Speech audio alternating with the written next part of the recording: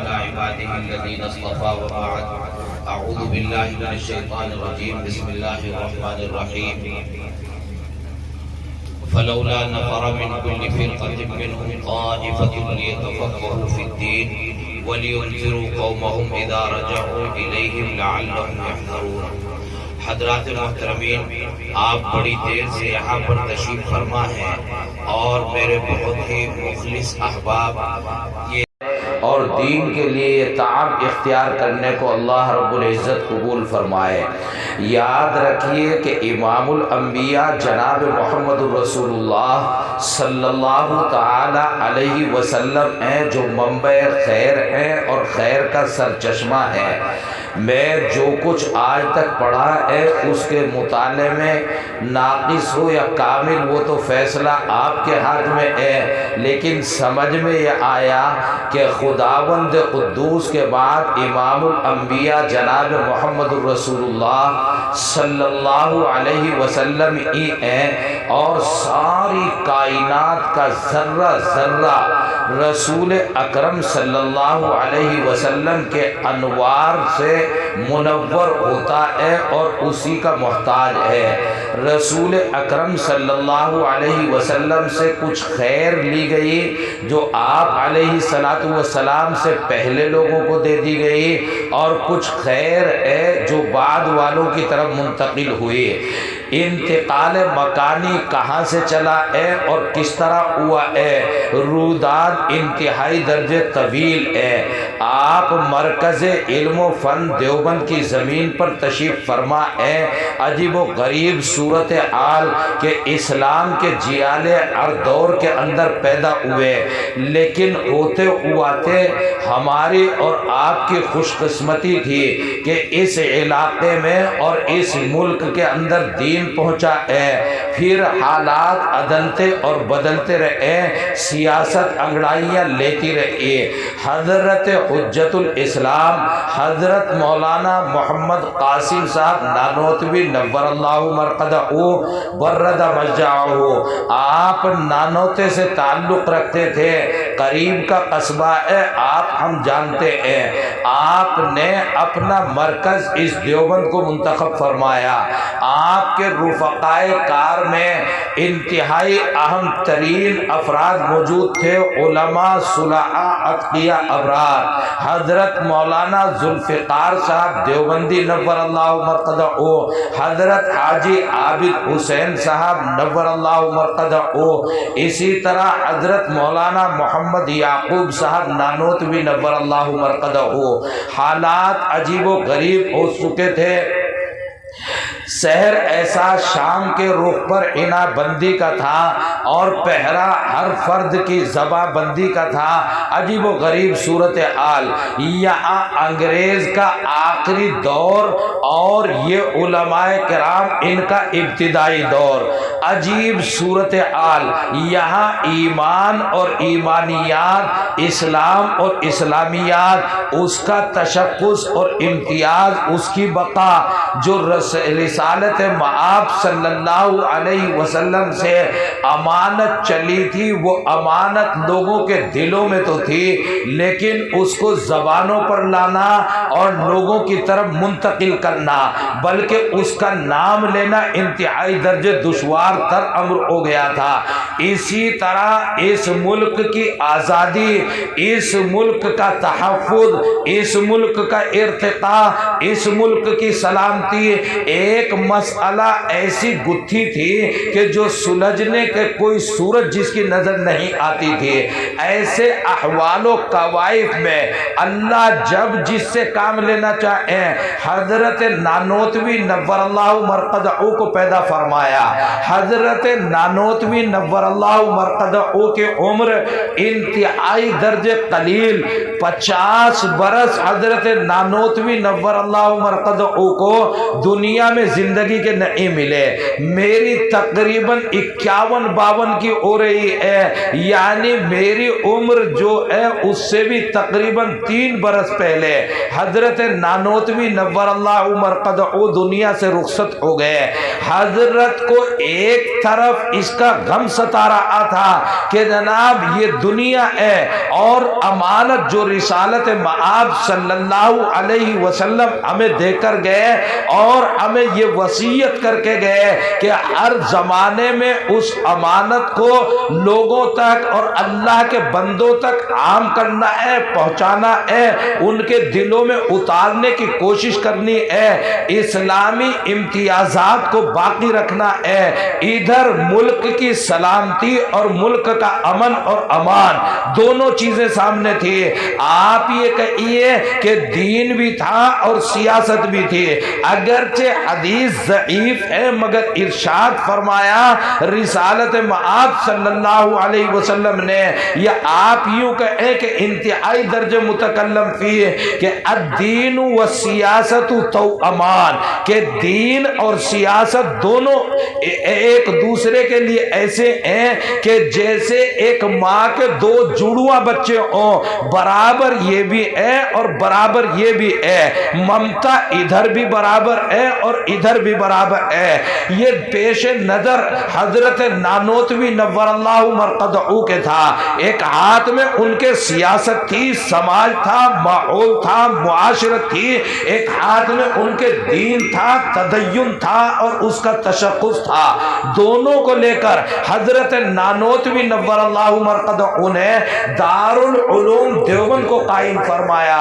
میں جب جامعہ میں اس سال داخلے کا آغاز کر رہا تھا، مجھے بار بار یاد آ رہا تھا کہ حضرت نانوتوی نور اللہ مرقدہ نے جب ادارہ قائم فرمایا تو یہی چھتہ مسجد ہے، اسی کے وضو خانے کو ہم نے قریب سے دیکھا، وہاں وضو خانے پر ایک انار کا درخت اور حضرت ملا محمود علیہ الرحمہ، حضرت محمود شیخ الہند علیہ الرحمہ کو پڑھاتے ہوئے ایک استاد اور ایک طالب علم۔ کبھی اپنے کام کو کم نہیں سمجھنا چاہیے کہ یہ کام ہم ایک اینٹ رکھتا ہے جبھی جا کر ایک بلڈنگ تیار ہوتی ہے، اگر پہلی اینٹ کو آدمی یہ سمجھے کہ یہ ایک اینٹ ہے تو کبھی وہ ترقی کی راہیں طے نہیں کر سکتا۔ حضرت نانوتوی نور اللہ مرقدہ کو کون جانتا تھا کہ اتنا بڑا ادارہ انہیں بلکہ پورے عالم میں دارالعلوم دیوبند آئے ہوگا۔ ایک مہمان غیر ملکی دارالعلوم میں تشریف لائے اور آ کر دارالعلوم کو دیکھا تو یونیورسٹیوں میں 20-20, 30-30, 50-50 ہزار اسٹوڈنٹس ہوتے ہیں اور بڑی بڑی سینکڑوں بگھوں میں پھیلی ہوئی یونیورسٹیاں ہوتی ہیں، ہزاروں بگھوں میں پھیلی ہوئی یونیورسٹیاں ہوتی ہیں۔ دارالعلوم دیوبند کے در و دیوار اس کی عمارتوں کو دیکھ کے کہنے لگے کہ میرا خیال یہ تھا کہ کہیں 1000 بگھے میں کہیں یونیورسٹی ہوگی اور وہاں 1 لاکھ طلبہ پڑھتے ہوں گے، میرا انداز یہ تھا۔ یہ اتنا بڑا مدرسہ ہے لیکن دنیا کے جس کونے میں گیا ہوں میں نے ہر کونے میں دارالعلوم دیوبند کا نام سنا ہے۔ یہ اخلاص اور للہیت عجیب و غریب۔ حضرت رئیس المتکلمین میرے بہت ہی اہم مربی حضرت مولانا محمد سالم صاحب ابن حکیم الاسلام، حضرت مولانا قاری محمد طیب صاحب نور اللہ مرقدہ آپ سے میں نے براہ راست یہ بات سنی ہے، میں آپ کے گوشے گزار کر دوں، اگرچہ وقت کا دامن انتہائی درجے تنگ ہے لیکن وقت کیا کرے گا اور کہاں ہمیں لے کے جائے گا، باتیں تو بہرحال ہمیں انہی کی کرنی ہے۔ حضرت نانوتوی نور اللہ مرقدہ کا ابتدائی دارالعلوم دیوبند کا دور تھا اور وہیں جہاں چوک پہ حضرت نانوتوی کا آج بھی مکان ہے وہیں حضرت نانوتوی علیہ الرحمہ رہا کرتے تھے۔ حضرت نانوتوی علیہ الرحمہ کا دور انگریزوں کا دور ہے اور انگریزی حکومت کیا انگریزی تسلط، انگریزی قبضے کا دور ہے، ملک کے اوپر انگریز کا قبضہ ہے۔ उस वक्त में अजीब व गरीब अंग्रेज जो है इंतहाई शिद्दत, जरा सा अगर आजादी के लफ्ज को कहीं सुन लेते थे तो फौरन जो है वो कैद और शऊबत की जिंदगी के लिए मजबूर कर दिया करते थे।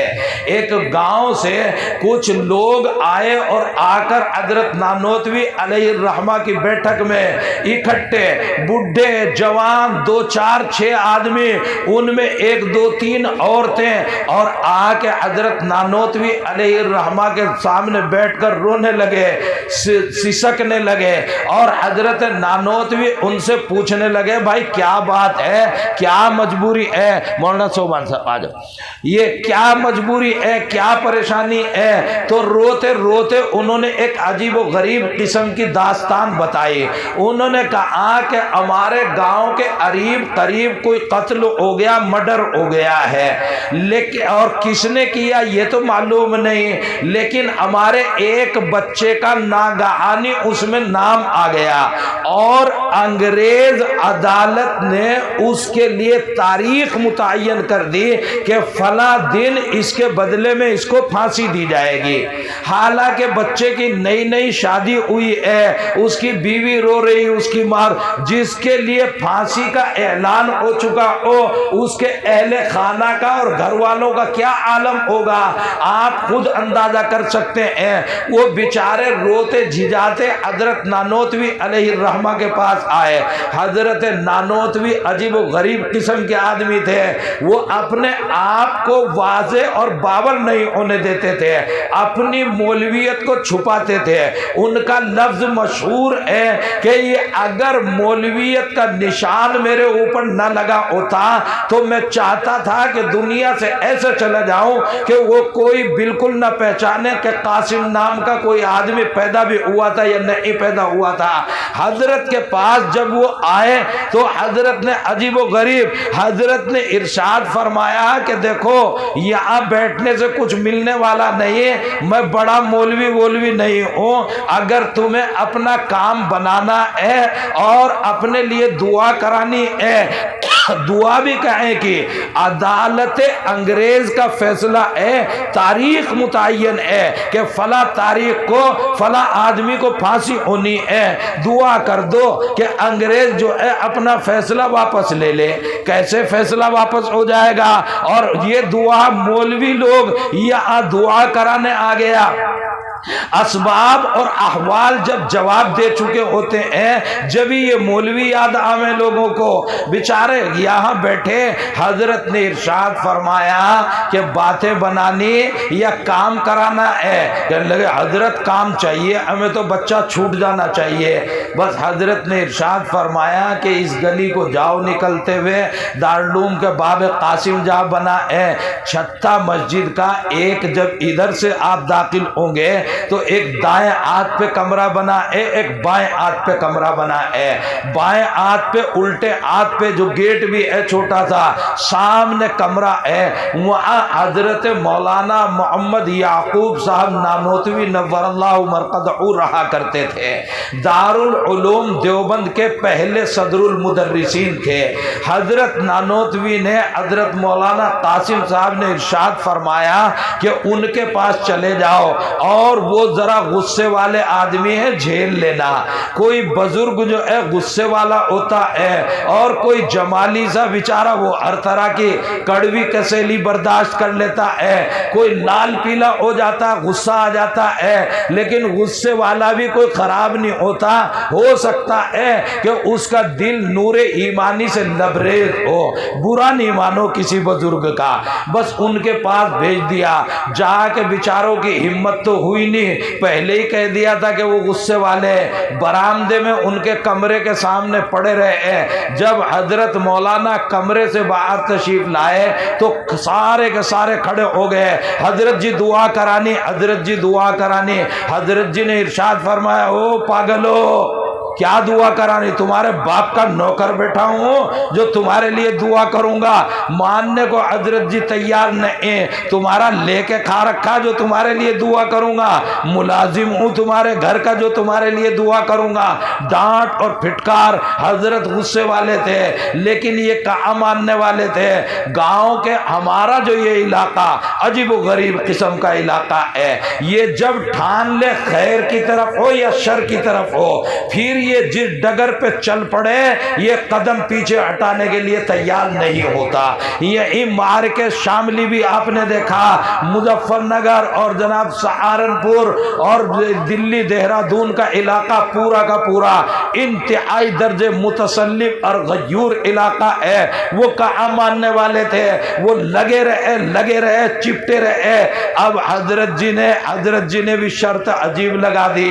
حضرت جی نے ارشاد فرمایا دھمکاتے ہوئے کہ اگر آپ کو اپنے لیے دعا کرانی اور اپنے آدمی کو رہا کرانا ہے تو سہارنپور فلاں مسجد میں جمعے کے دن آ جانا، جمعے کی نماز کے بعد تمہارے بارے میں غور کیا جائے گا۔ یہ مولویوں کی بات لوگوں کو سمجھ میں تو آ کے نہیں دیتی۔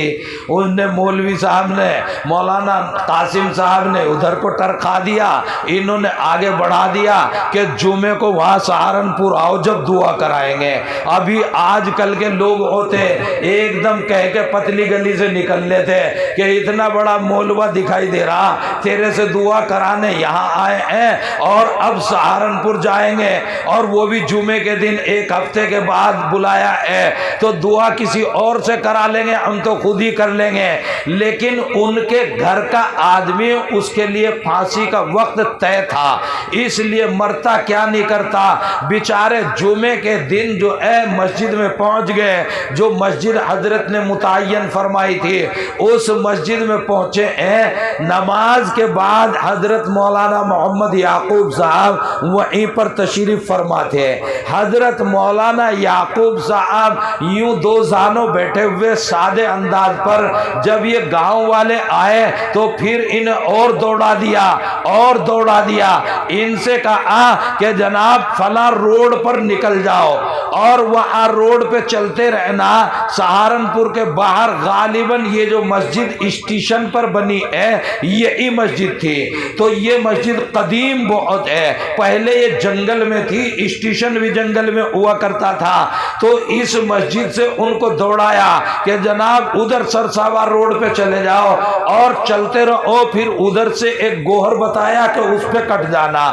ایک آدمی ملے گا جو اپنا گدھا چرا رہا ہوگا اور عجیب و غریب فقیر قسم کا آدمی ہوگا، غریب ہوگا، پھٹے پرانے اس کے کپڑے ہوں گے، وہ اپنا گدھا چراتا ہوا آپ کو نظر آئے گا، لیکن یاد رکھو اس کو بلانا آسان نہیں، جیسے قریب جاؤ گے ہو سکے وہ تمہیں پیٹے، ہو سکے وہ ڈھیلے پتھر مارے، مگر کسی طرح اس کے قریب پہنچنے میں کامیاب ہو جاؤ اور اس کے کان میں میرا نام لے کے کہہ دینا کہ مولوی یعقوب مسجد میں بلا رہا ہے تمہیں۔ یہ بیچارے وہاں گئے اور جاتے جاتے انہوں نے ڈھونڈ لیا کہ وہ گدھا چرا رہا ہے ایک آدمی بالکل پھٹے پرانے کپڑوں میں۔ ان قریب کو گئے، جب اس نے قریب کو آتے ہوئے ان لوگوں کو دیکھا ہے تو عجیب و غریب انہوں نے دھمکایا، کون ہو؟ ڈاکو ہو؟ چور ہو؟ میری طرف کیوں آ رہے ہو؟ لیکن پھر جب یہ نہیں مانے بڑھتے رہے تو پھر اس نے ڈھیلے اٹھائے اور ان کی طرف پھینکنے شروع کی ہے، مگر یہ کہاں ماننے والے تھے، یہ قریب کسی طرح پہنچ ہی گئے اور جا کر انہوں نے کان میں کہہ دیا کہ مولوی یعقوب جو دیوبند میں رہے ہوئے ہیں وہ فلاں مسجد میں بلا رہے ہیں تمہیں۔ بس مولانا کا نام سننا تھا، وہ جو غصے میں اور تیش میں آئے ہوئے چلا رہے تھے یا ڈھیلے پھینک رہے تھے، فوراً سلنڈر ہو گئے اور فوراً ساکت نظر آئے، اپنے گدھے پر بیٹھے اور دوڑ لگا لائی, مسجد کے باہر آ کے گدھا باندھا اور حضرت کی خدمت میں جا کر تشریف فرما ہو گئے. جا کے ایسے بیٹھ گیا. ابھی تو بہت چلا رہے تھے, بہت دھمکا رہے تھے, مگر اب دو زانوں بیٹھے ہوئے ہیں مولوی یعقوب صاحب کے سامنے. حضرت مولانا یعقوب صاحب ہیں اور یہ گدھے والا ہے اور یہ لوگ ادھر دور کو ہٹے بیٹھے ہوئے ہیں. حضرت نے اس گدھے والے سے ارشاد فرمایا کہ بھائی یہ ان کا آدمی جو ہے ناگہانی پھنس گیا اور جناب حکومت کا فیصلہ ہے کہ جناب فلاں تاریخ میں اس کو پھانسی دی جائے گی, اس آدمی کو رہا کر دو.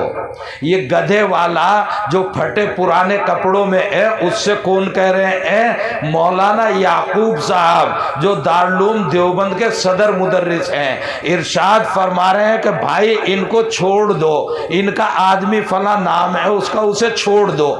تو وہ گدھے والا یا تو یوں بیٹھا ہوا تھا یا ایک دم ذرا تھوڑا جوش میں آیا ہے اور جوش میں آ کر کہنے لگا کہ جناب یہ دنیا دار الاسباب ہے, یہاں طریقہ کار ہے, تحقیقات ہیں. اگر اس طرح جن کے لیے پھانسی متعین ہو چکی ہے اگر ان کو اس طرح آزاد کر دیا جائے گا, چھوڑ دیا جائے گا, تو یہ نظام اور یہ سسٹم کس طرح چل پائے گا. جب اس نے تیش میں تھوڑی بات کی تو حضرت کے برابر میں ایک اینٹ رکھی ہوئی تھی, تو اس اینٹ کو اٹھایا اور اینٹ کو اٹھا کر یوں ارشاد فرمایا. ذرا حضرت بھی تیش میں آگے حضرت مولانا یعقوب صاحب, اور ارشاد فرمایا تو کیا میں اس اینٹ کو پلٹ دوں؟ بس اتنا سننا تھا, فوراً وہ زیر ہو گیا اور گدھے والے نے ایک دم سے کہا نہیں حضرت, نہیں حضرت, اس اینٹ کو مت پلٹ دینا, بس میں نے چھوڑ دیا. بس اتنی بات ہوئی اور جناب حضرت نے اپنے کندھے پہ رومال رکھا اور چل پڑے اور کہنے لگے ان لوگوں سے جاؤ بھائی تمہارا کام ہو گیا, جاؤ تمہارا کام ہو گیا. مگر کام والوں کو کہاں آرام مل رہا تھا, انہیں تو پتہ ہی نہیں چلا. یہ فلسفہ جیسے میبزی کوئی پڑھا کے نکل گیا ہو اور ہمیں پتہ ہی نہ چلا ہو حیولہ کدھر تھا اور صورت جسمیہ کی تعریف کیا بتائی تھی, ہمیں کیا پتہ چلا اس بات کا. تو صورت حال عجیب و غریب. یہ تو بیچارے دیہاتی لوگ اب یہ پیچھے پیچھے پیچھے پیچھے کہ مولوی کچھ عطا پتہ تو دے کہ کام کس طرح ہو گیا. تو حضرت نے ارشاد فرمایا کہ عجیب و غریب آپ چلے جاؤ ورنہ پھر کام بگڑ جائے گا. کام ہو گیا ہے, تمہاری رہائی ہو چکی ہے, جاؤ بس میں نے کہہ دیا تمہیں. تو اب ان میں سے ایک پیچھے کو ہٹتا ہوا کہنے لگا کہ دیکھو یار ہم بھی صحیح جگہ شاید پہنچ گئے. ہمیں جو گاؤں سے بھیجا تھا کسی نے وہ تو مولانا قاسم کے پاس بھیجا تھا, حالانکہ مولانا قاسم پہ تو کچھ بھی نہیں آتا. مولانا قاسم نے تو ہمیں ایک تعویذ بھی نہیں دیا, مولانا قاسم نے تو ہمیں ان کے پاس بھیج دیا, ان پہ کچھ آتا جاتا نہیں. یہ ہے بڑے مولوی, یہ ہے بڑے مولوی. یہ حضرت مولانا یعقوب صاحب نے بات سن لی, بس پیچھے پلٹے ہیں اور ایک دم ان کو ڈانٹا ہے. معلوم تمہیں کون بڑا مولوی ہے, کون چھوٹا مولوی ہے. تو پھر حضرت نے ان کے سمجھانے کے لیے تفصیل ارشاد فرمائی اور ارشاد فرمایا کہ ایک علم شریعت ہے, دوسرا علم طریقت ہے, ایک علم تشریعی ہے اور ایک تکوینی ہے, ایک شریعت موسوی ہے اور دوسری شریعت خضری ہے, ایک علم کسبی ہے اور دوسرا علم لدنی ہے. وَعَلَّمْنَاهُ مِن لَدُنَّا عِلْمًا. عجیب و غریب ارشاد فرمایا حضرت مولانا یعقوب صاحب نور اللہ مرقدہ نے کہ یاد رکھو ایک ظاہری نظام ہے جس کو سنبھالنے کے لیے یہ حکومتیں وجود میں آتی ہیں, ان کے متعدد شعبے اس دنیا کے اندر قائم کیے جاتے ہیں، اور ایک علم تکوینی یدبر الامر عرش الہی سے چلتا ہے، وہ اہل اللہ کی معرفت لیتے ہوئے چلتا ہے۔ وہ اہل اللہ جب فیصلہ کر چکے ہوتے ہیں وہ اس ظاہری وجود پذیر ہوتا ہے۔ ارشاد فرمایا کہ یہ جو میں اینٹ پلٹنے کے لیے کہا، آپ کی بات سمجھ میں نہیں آئی، یہ اس علاقے کا ڈی ایم ہے، یہ جو گدھا چرانے والا آپ کو نظر آ رہا تھا یہ اس علاقے کا تکوینی ڈی ایم ہے۔ جیسے ظاہری ڈی ایم ہوتا ہے یہ اس علاقے کو پورے کو سنبھالتا ہے۔ اللہ رب العزت نے اس کو کمال کی بزرگی عطا فرمائی ہے، اور میں نے جب اس کو ڈانٹ پلائی کہ میں اس اینٹ کو پلٹ دوں تو مجھے کہنا یہ تھا کہ کیا میں تیرا ٹرانسفر کر دوں، میں تیرا تبادلہ کر دوں، میں یہ کہنا چاہتا تھا، بس وہ تبادلے سے ڈر گیا، اس لیے اس نے میرا کام کر دیا میرے کہنے سے، اور مجھے اس علاقے کا ڈی ایم او کے اوپر منتری بنایا گیا ہے، اور ان تمام امور کا سب سے بڑا وزیر اعظم جو ہے وہ مولانا محمد قاسم نانوتوی ہے۔ تمہیں اندازہ ہونا چاہیے کہ بڑا منتری خود کام نہیں کرتا، اپنے ذیلی منتریوں کی طرف کام منتقل کر دیتا ہے۔ انہوں نے تمہیں جو میرے کمرے میں بھیج دیا تھا وہ اسی وجہ سے بھیج دیا تھا۔ مجھے کہنا یہ ہے کہ ایک طرف علم تکوینی ہے، ایک طرف علم تشریعی ہے، علم تکوینی سے آپ کو مزین ہونا ہے۔ ابھی ہمارے مفتی اسد صاحب آپ سے کہہ رہے تھے، متعدد اساتذہ نے آپ سے اپیل کی ہے کہ آپ یہاں سے جا رہے ہیں، اگر اس علم تشریعی کو آپ نے اپنے دل کی طرف منتقل کر دیا تو پھر اللہ کی طرف سے راز آئے سربستہ کھلتے چلے جاتے ہیں، اور انوار ربانی آسمان الہی سے آتے ہیں، دلوں کو منور کرتے چلے جاتے ہیں۔ یہی وجہ ہے دارالعلوم دیوبند میں آپ نے دیکھا ہوگا از اول تا آخر آج تک کی روداد جب جیسے تقاضے ہوئے ایسے نصاب میں اس کے لچک رہی ہے۔ عجیب و غریب اسی قدم کو آگے بڑھانے کے لیے جامعۃ العلوم دیوبند نے یہ انگریزی اور عربی دونوں کا سنگم ایک عجیب و غریب قسم کا ہم نے سسٹم یہ قائم کیا ان اساتذہ نے کہ یہاں بچہ داخلہ لیتا ہے، 4 گھنٹے وہی بچہ اسکول پڑھتا ہے، اور پھر 1.5 گھنٹہ وہی بچہ قرآن کریم یعنی الف باتا سے پڑھنا شروع کرتا ہے اور اردو پڑھتا ہے۔ 4تھی کلاس تک جاتے جاتے وہ نادرہ مکمل کر لیتا ہے، اردو اس کی اچھی ہو جاتی ہے۔ 5ویں کلاس میں وہ قرآن کریم کا کچھ حصہ حفظ کرتا ہے اور پھر وہ فارسی پڑھتا ہے۔ 6ٹھی کلاس سے 10ویں تک وہ عالمیت مکمل کرتا ہے اور 11ویں 12ویں میں فضیلت حاصل کر کے مکمل مولوی ہوتا ہے۔ یہ جامعۃ العلوم میں یہ کوئی نئی اور عجیب و غریب قسم کی چیز نہیں، اگر محنت اور جد و جہد سے کام لیا جائے، اساتذہ غیور ہوں، اپنے کام کو پہچانتے ہوں، محنت کے عادی ہوں، اور طلباء کو ان کی خوراک اچھے انداز پر ان کے کھیلنے کا اور سونے کا خیال کیا جائے تو پھر انشاءاللہ یہ بچے ہر میدان میں کامیابی حاصل کر سکتے ہیں۔ آج دنیا میں سیاست ہے، سماج ہے، اقتصادیات ہے، معاشرتیں ہیں، دیکھو یہ کہنا اب کافی نہیں ہے۔ آپ دیکھتے ہیں کہ آپ نے موبائلوں پر پابندی لگا لی، آپ نے سنیما اور تھیٹروں کے اوپر پابندی لگا دی، لیکن کمپیوٹر ہر گھر میں رکھا ہوا ہے، اگر اس کمپیوٹر سے کوئی پکچریں دیکھتا رہے آپ کوئی عدم جواز کا فتویٰ نہیں دیں گے، لیکن ٹیلی ویژن اور تھیٹر میں جائے تو آپ عدم جواز کا فتویٰ دیں گے۔ بڑے بڑے موبائل ہر ایک کے ہاتھ میں ہیں، آپ پابندیاں لگا کر کیا ان کے موبائل بند کرانے کی استطاعت میں ہیں؟ اگر نہیں ہے اور یقیناً نہیں ہے تو آپ کو یہاں اثر ڈالنے کے بجائے یہاں اثر ڈالنا پڑے گا.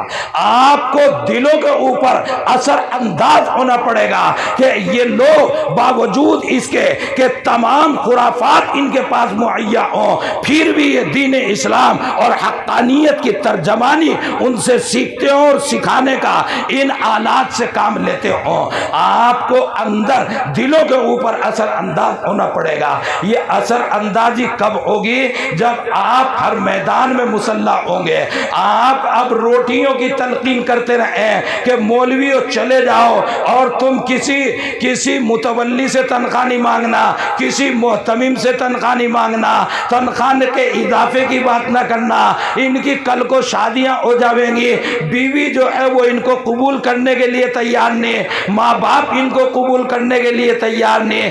اسباب سے نہ اللہ تعالیٰ نے منع فرمایا ہے نہ رسول اکرم علیہ السلام نے منع فرمایا ہے. اسباب آپ نے اختیار کیے, رسول اکرم نے ہی نہیں بلکہ تمام انبیاء نے اسباب اختیار کیے. صحابہ کے بڑے بڑے کاروبار چلتے تھے. صحابہ رضی اللہ عنہم اجمعین میں جہاں ابو ہریرہ جیسے غریب اور ناتمام طالب علم ہیں تو عبد الرحمن ابن عوف بھی انہی کے اندر ہے. حضرت عثمان غنی رضی اللہ تعالیٰ عنہ کا تو کاروبار آج تک چلتا ہے. حرمین شریفین کے اوپر حضرت امیر المومنین عثمان ابن عفان رضی اللہ تعالیٰ عنہ کے کاروبار کا آج بھی پیسہ خرچ ہوتا ہے. آج تک انہی کے نام سے اکاؤنٹ ہے, انہی کے نام سے کاروبار چلتا ہے. کہنا یہ ہے کہ آپ دنیا کے کسی بھی ایوان کے اندر جائیں, کسی بھی آفس کے اندر جائیں, ایک ہاتھ میں آپ کے آخرت ہو, ایک ہاتھ میں آپ کے دنیا ہو. نہ دنیا آپ کے دامن سے چھوٹے نہ آخرت آپ کے دامن سے چھوٹے. یرثھا عبادی الصالحون. حضرت حق جل مجدہ نے آپ کو وہ صلاحیت عطا فرمائی کہ آپ ہر زبان میں مہارت حاصل کریں, ہر فن کو حاصل کریں. کتنے فنون ہیں جو آپ کے باپ دادا کے پیدا کیے ہوئے ہیں, انکشاف انہوں نے کیا ہے. ابو حیان کو آپ بھول جائیں گے, الجبرا کو آپ بھول جائیں گے. کیسی کیسی تاریخ ہے, جس فن کو اٹھا کر دیکھو گے کہیں نہ کہیں ابتدا میں تمہارے آباء و اجداد ان میں نظر آئیں گے. الغرض مجھے کہنا یہ ہے کہ آپ محنتی ہوں, جد و جہد ہو, تمام اسباب, تمام آلات, تمام کاروبار, تمام سیاستیں, تمام ریاستیں, تمام کمپیوٹرائز سسٹم, تمام ٹیکنالوجی سسٹم سب کو آپ اختیار کریں. I S who, I P S آپ بنتے ہو, پروفیسر آپ ہوں, لیکچرر آپ ہوں, یہاں سے دل کی گہرائی سے آپ کا دل نور ایمانی سے لبریز ہو. آج حالات آپ سے مطالبہ کر رہے ہیں, آؤ ایمان لے کر آؤ, ہمیں بتاؤ انگریزی میں بھی, بتاؤ ہندی میں بھی, تمہارے پاس کھرا ہے یا کھوٹا ہے. اگر آپ کے پاس کھرا ایمان ہے, آپ کا قرآن سچا ہے, آپ کا رسول سچا ہے, آپ کا اللہ سچا ہے, اس کی سچائی اور صداقت کو باور کراؤ. ہم اس کو قبول کرنے کے لیے تیار بیٹھے ہیں, لیکن سچائی کو باور آپ کو کرانا پڑے گا. اگر آپ ترجمانی میں کمزور رہ گئے تو پھر جواب دہی آپ کی اور ہماری ہوگی. اسی کے لیے دیوبند کی محنت کو آگے بڑھانے کے لیے یہ نظام قائم کیا گیا ہے. یہاں شعبہ افتاء بھی ہے, یہاں شعبہ قضا بھی ہے. یہ اساتذہ کرام ہیں جامعہ کے, ان کی محنت و جد و جہد ہے. دارالعلوم دیوبند کے اساتذہ وہ بھی محاضرات کے لیے تشریف لاتے ہیں, وہ بھی اپنی باتیں عرض کرتے ہیں. دارالعلوم وقت دیوبند کے اساتذہ کار, یہ تو میرے رفقائے کار ہیں, یہ ہر وقت میرے ساتھی ہیں. معاونت الحمدللہ حاصل ہے. علاقے کے اہم ترین علماء یہ تشریف فرما ہیں. اللہ ان سب کی عمروں میں, ان کے علوم میں, ان کے گھروں میں برکتوں کے فیصلے فرمائے. ان کی محبتوں کو دین کی اور اللہ کی رضا کے لیے اللہ تعالیٰ قبول فرمائے. مجھے بہت زیادہ عرض کرنا نہیں تھا, لیکن چند باتیں میں نے آپ کو دیوبند کے تعلق سے کہہ دی. مفتیوں سے بس ایک ہی بات عرض کرنی ہے, خدا کے واسطے آپ نے دیکھ لیا یہ نانوتوی نسبت ہے, دیوبند کے چپے چپے پہ نظر آتی ہے. اس نسبت کی لاج رکھتے رہنا. ہمیشہ اس کی لاج رکھنا اور اس جامعہ کا بھی کچھ خیال رکھنا۔ اللہ رب العزت آپ کا مددگار ہو۔ چھوٹے چھوٹے بچے جو یہ حفظ ناظرہ کے ساتھ ساتھ انگلش میڈیم اسکول پڑھتے ہیں، ان کے لیے بھی دعا کرنی ہے، اور اس کے ساتھ ساتھ اپنے بچوں کو دور دراز سے ہو یا دیوبند سے ہو، ان تمام جگہوں سے بچوں کو بھیجنے کی کوشش کرنی ہے۔ جامعہ کی شرائط بھی ہیں، جامعہ کے ضوابط بھی ہیں، وہ انشاءاللہ آپ کو معلوم ہوتے رہیں گے۔ کھانے پینے رہنے سہنے کا ایک چھوٹی سی جگہ میں جتنا بہتر ہم سے انتظام ہو سکتا ہے وللہ الحمد، ان کو کسی طرح کی کوئی زحمت نہیں ہوتی الحمدللہ۔ اللہ رب العزت اس کے لیے ہمیشہ اسباب بہم فراہم فرمائے۔ آپ جگہ جگہ سے چھوٹے بچوں کو، تاکہ انہیں اسی انداز پر تیار کرنا آسان ہو، انہیں بھیجنے کی پہلی دوسری تیسری چوتھی پانچویں کلاس کے بچے بھیجنے کی کوشش کریں۔ انشاءاللہ ثم انشاءاللہ یہ ملت کی ترقی کا ایک اہم قدم ہوگا، نشأت ثانیہ ثابت ہوگی۔ اللہ رب العزت اس کو قبول فرمائے۔